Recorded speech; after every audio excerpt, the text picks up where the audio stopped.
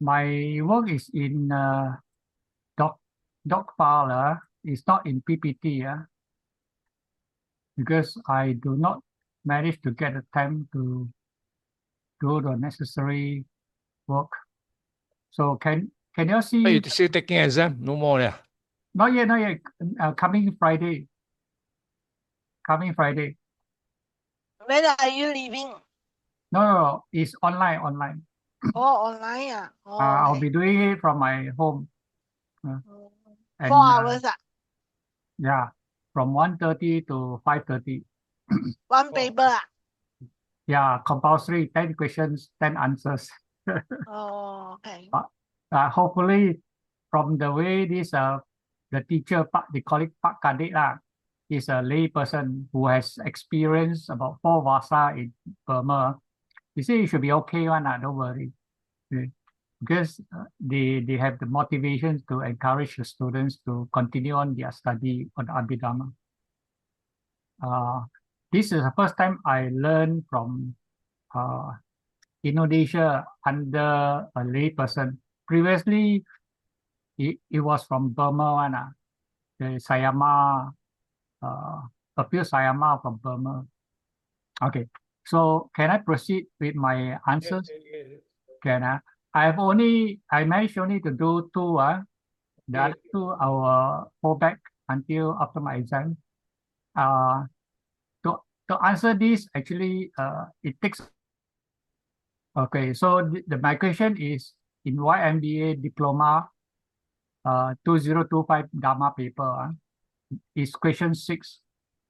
Complete the following stanzas and explain in detail the meaning of each stanza and explain them in your words.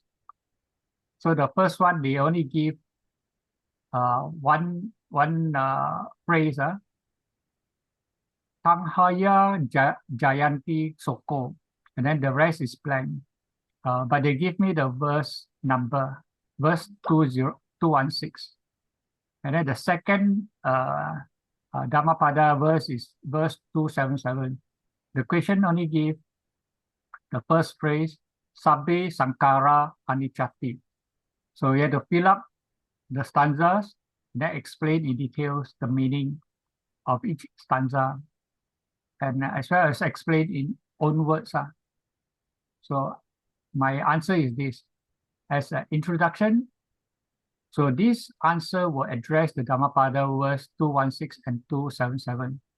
For each verse, I will provide the complete Pali stanza, word by word translation, phrase by phrase meaning, a summary and explanation in my own words. Finally, I include the background context as recorded in the commentary tradition. So the first stanza is verse 216 is from chapter 16, Piya Vaga, translated as the beloved. So it's Tanghaya Jayanti Soko. Tanghaya Jayanti Bayam. Tahangya Vipamutasa. Nati Soko Kuto Bayam. So the translation is, okay, by word. So I go by, okay.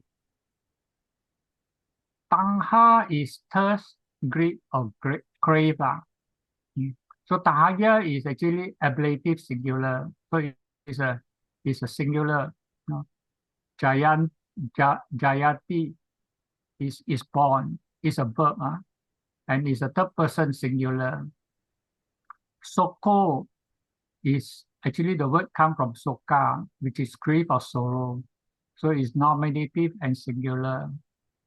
Bayam. So bayam, the initial word is from baya, which is fear. And the other words are vipam mutasa, which come from vipamuta, which is an adjective, emancipated, free, or released. And nati is actually na plus ati. Na meaning to negative, which is not. So depending on what the next word is. So ati is a verb, is. So it can be meaning as present. So meaning to say nati can be absence or no. And kuto is adverb, is something like a question. So it can be when or where from. So when we translate phrase by phrase, Tahanya Jayati Soko. So literally it can be like from thirst, greed or craving is born, grief or sorrow. So what I did is I translate this way: from thirst, grief is born. From thirst, grief is born. So I make a note here. Here it mentioned how soka is born, that is, the grief is born. That means that is the initial stage. The initial stage of thirst or wanting, which is quite mild, which is not so strong compared to if you were to look at greed or craving. Yeah? So because generally greed and craving evolve from thirst and are stronger than thirst. Thus, for Tangha, I selected thirst rather than the usual term craving. And it is also more relatable to mundane mind because these verse are for a Brahmin, a lay person. So it is a mundane conversation. Then the second phrase is Tanghaya Jayati Bayam. So it's from thirst is born fear. So my translation is from thirst, fear is born. Then the third phrase is Tahaya Vipamutasa. Literally is from thirst, one freed or release. So my translation is one freed from thirst. So here the Vipamutasa refers to an Arahant because an Arahant is freed from craving or freed from greed. Then the fourth phrase is Nati Soko Kuto Bayam. So literally is no sorrow, where from fear. So the translation is has no grief, where is fear. So as a whole, this is how I would translate it. From thirst, grief is born. From thirst, fear is born. One freed from thirst has no grief, where is fear. So in my own words, this verse means that all sorrow and fear originate from craving. When we crave for something, we fear losing it. That is the future-orientated fear. So the other one is grief. Just now is fear, now is grief. So grief is when we actually lose it, because after losing it, then we feel very sad. So this is a past-oriented sorrow. A person completely free from craving, that is the Vipamutasa, experiences neither grief nor fear, because there's nothing to cling to, there's nothing to attach to it. So they know it comes, it comes, it goes, it goes. So an Arahant is completely free from craving. So the comment that I managed to get is this. In this Dhammapada verse, it referred to a Brahmin who lost all his rice harvest due to a heavy rainfall. So he was very sad and unhappy because he could not fulfill his wish and promised to offer dana to Buddha. So as an illustration as to how a person will go through. So normally people like good, pleasant things or objects. That is, the Brahmin was happy when he made a promise to offer dana because he was thinking that he will have good harvest as usual. So this liking evolves into wanting, desiring, and craving. As it grows with repeated actions, then it attaches and clings onto, not willing to let go. That means the clinging is so strong, so it's not willing to let go. However, when one lost this desirable thing, one is sad and it will grieve over it. It is the sadness due to the loss. This has happened and it is not reversible. Meaning to say, when you have lost it, it has happened already. And that happening cannot be reversed. You see. Also, when one desires the thing so much, for example, when one person likes certain things so much, one is also worried and fearful of losing it. The fear of losing, and the fear of losing, this is worry,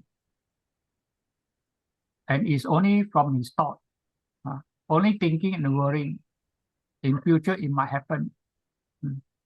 So it could be a worry that it might lose it, but it hasn't happened, or the fear of losing it, which might happen in future, but not necessarily.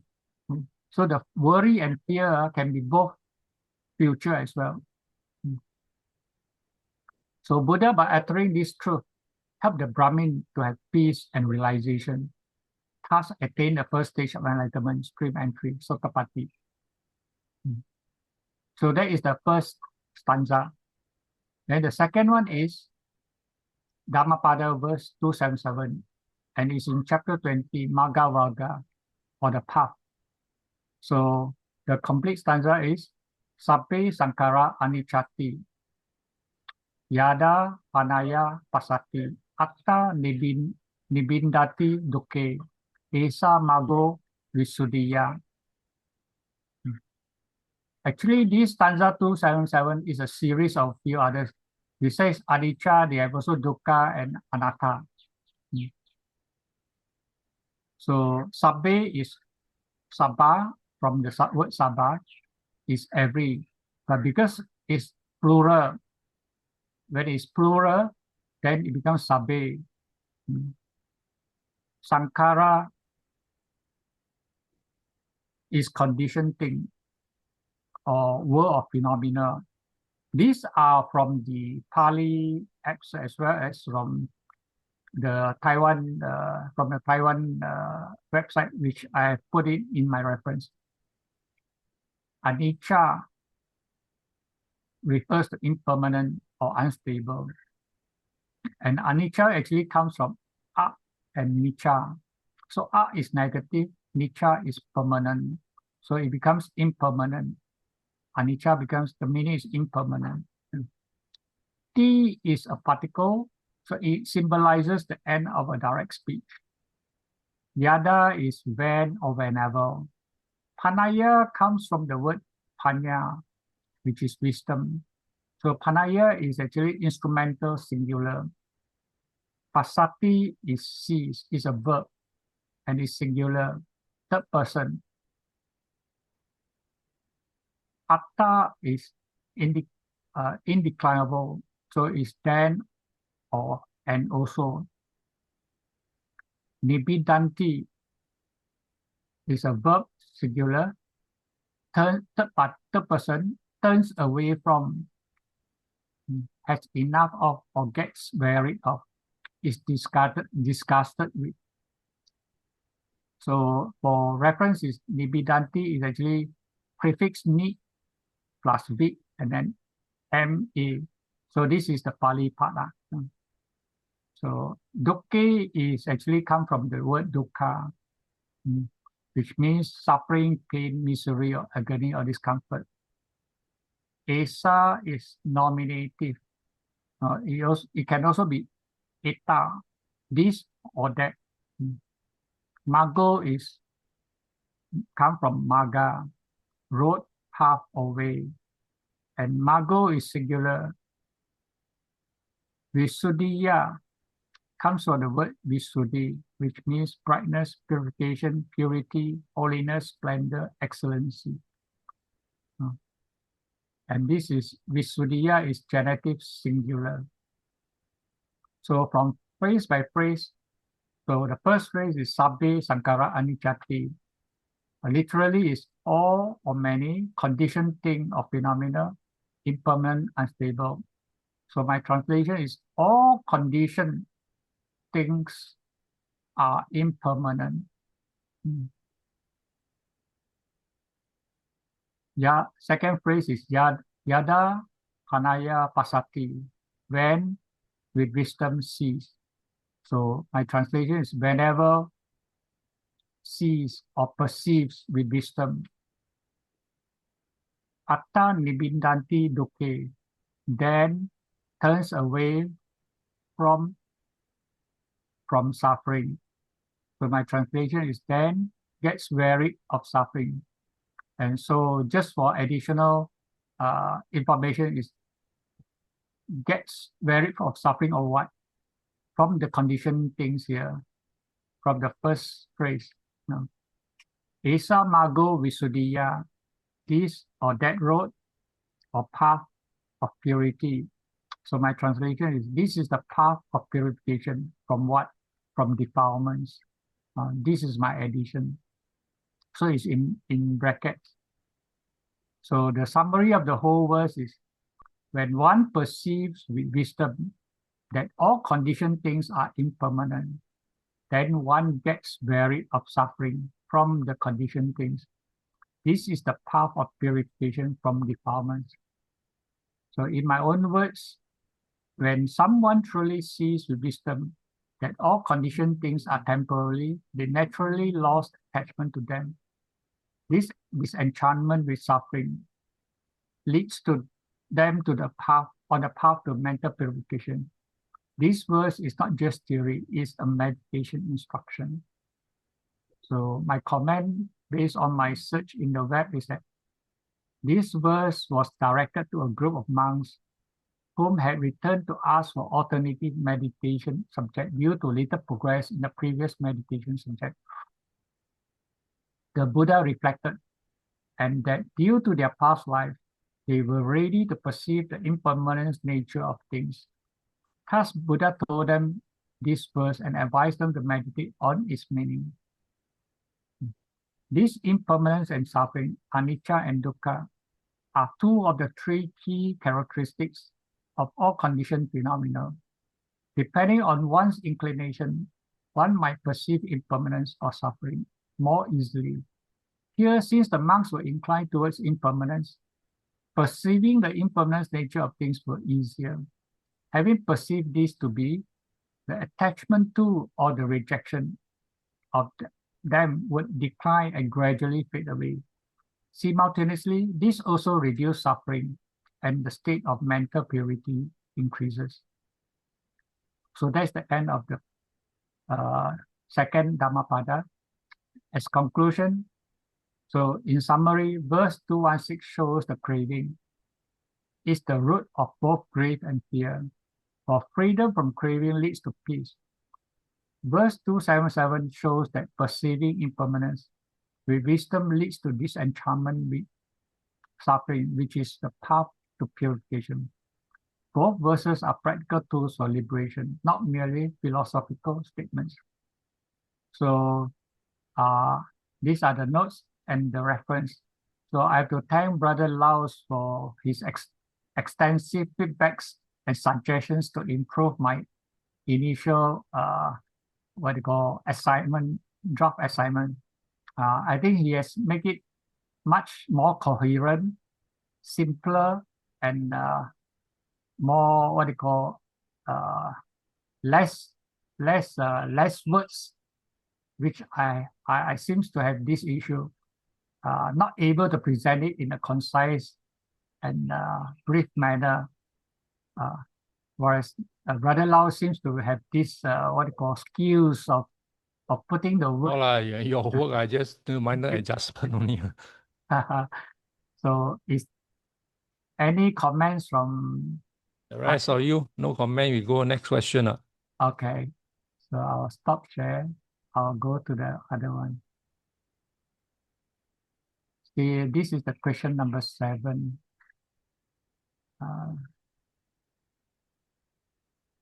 So is it okay now on the presentation mode for you? Can Yes. Okay, can read, huh? Okay. So this is also YMBA Diploma 2025 Dhamma paper. It's question 7. Give an outline of the practice of Buddhist meditation. explain tranquility meditation, samatha bhavana. So there's two parts of it. Give a general Buddhist meditation bhavana, and then the other one is a more elaborate explanation on the samatha bhavana.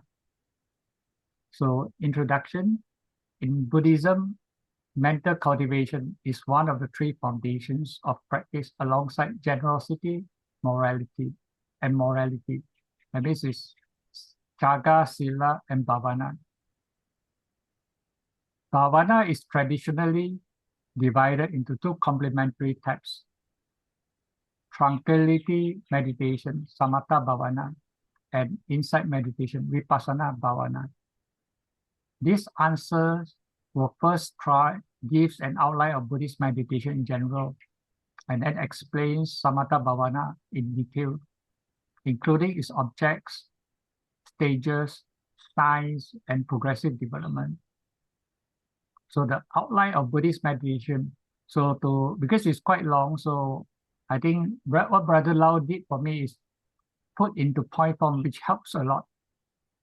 Buddhist meditation may be briefly explained as follows. 1. There are two main types, samatha bhavana and vipassana bhavana. Samatha bhavana is to develop concentration, samadhi, whereas vipassana bhavana is to develop wisdom, panya. Number 2, role in the path. That is the role in the path, that is the Buddhist path. For the renunciates, that is the monks and the Sangha members, it is about morality, sila, samadhi, and panya. Whereas for lay people, it's dana, sila, and bhavana.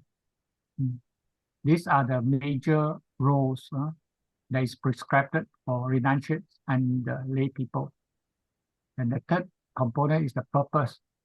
From the purpose point for samatha is free suppressions of mental hindrances. So this leads to calmness of mind and clarity of the object. And for vipassana, the purpose is to permanent eradication of defilements through seeing the tilakkhana nature of phenomena. So this allows insight and wisdom to arise. And the fourth is the relationship. Samatha provides the still, clear mind for vipassana bhavana. And the vipassana bhavana uses that still, that is the samatha, stillness, and clear mind to penetrate the ultimate reality. That means to see phenomena, the nature of phenomena. Okay, the second component of the question is tranquility meditation.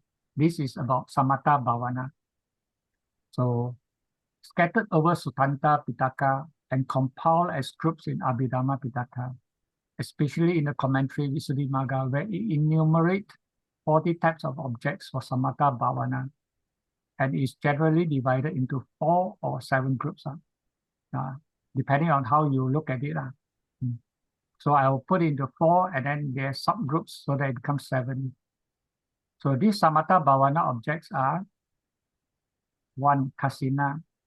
Literally, it means totality or whole. There are 10 objects. That means 10 kasina objects in the samatha bhavana practice. So what are they? These 10. 4 great material elements, that means the Patavi, Vayo, Tejo, and Apo. And then the 4 colors. And then the number 9 is the space and light.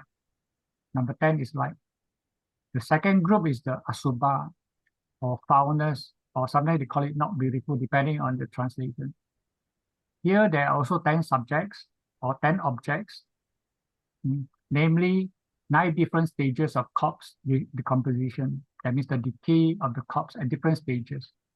And the 10 is the skeleton. And the third group is the recollection or anusati. So there are 10 recollection subjects. One is starting from recollection of Buddha, recollection of Dhamma, Sangha, recollections of Sila, that means your own Sila, good sila, recollections of own generosity, chaga, as well as recollections of the qualities of deva, why devas are born in deva ranks, recollections of peace, recollections of death, marana sati, and then kaya gata, recollections of the body, especially the foulness of the body. And then the number 10 is the anapana sati. This is the breathing, recollection of the breathing.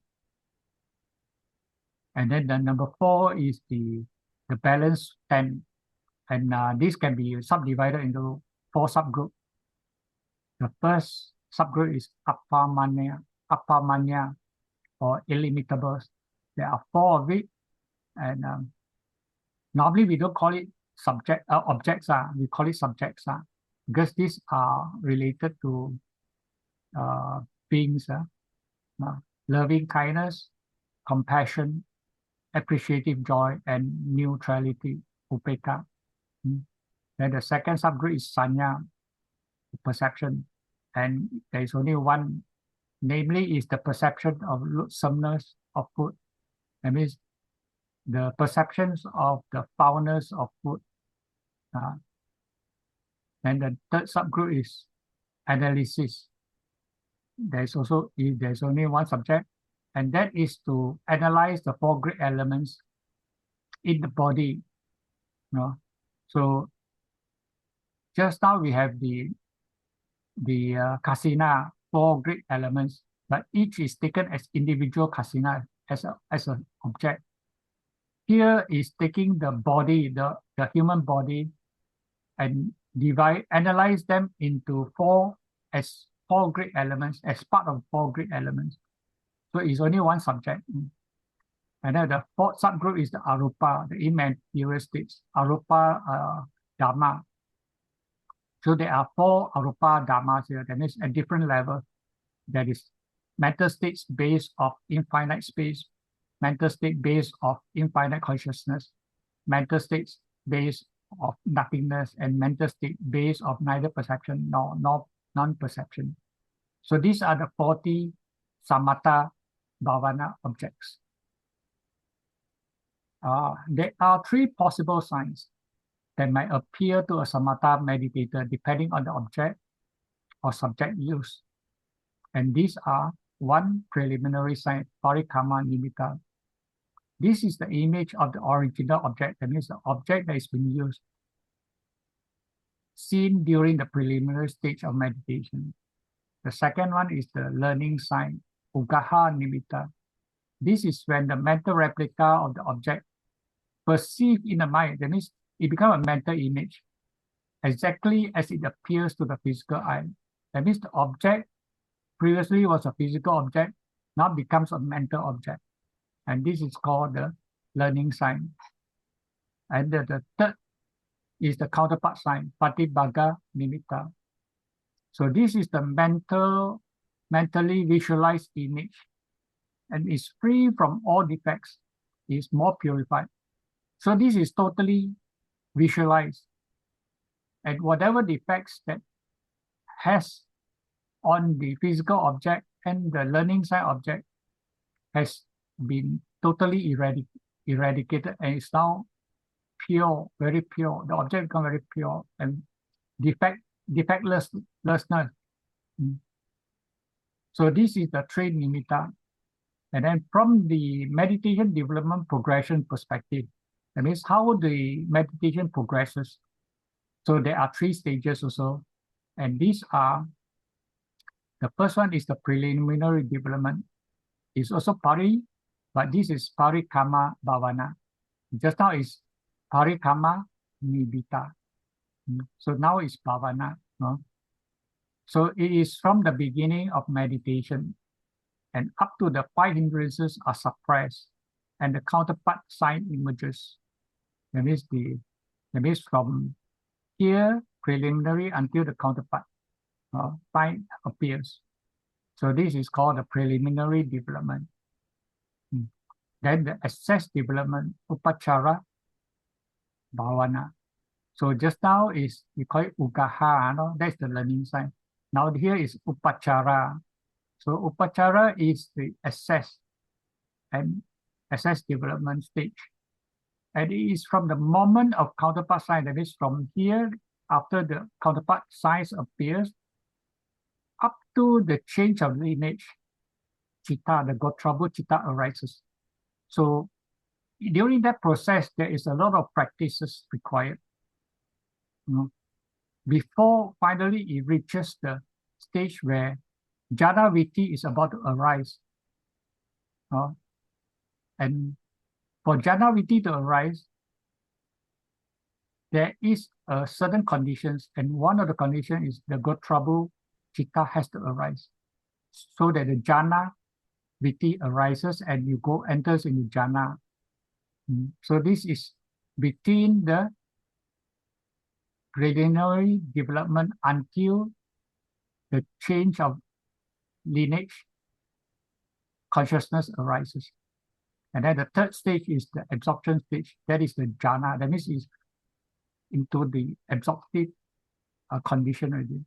So the chitta that immediately follows the Gotrabhu is called absorption.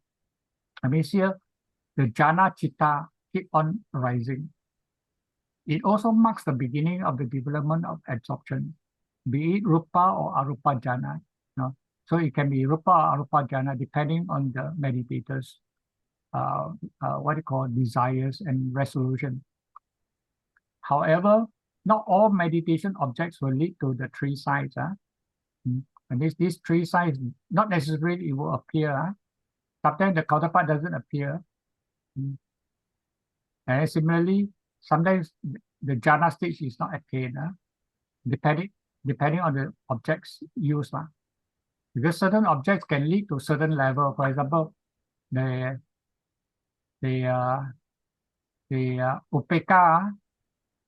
upeka apamana object can only goes to fifth jhana, whereas metta, karuna, and mudita can reach first to fourth jhana only. It cannot reach fifth because of a different nature.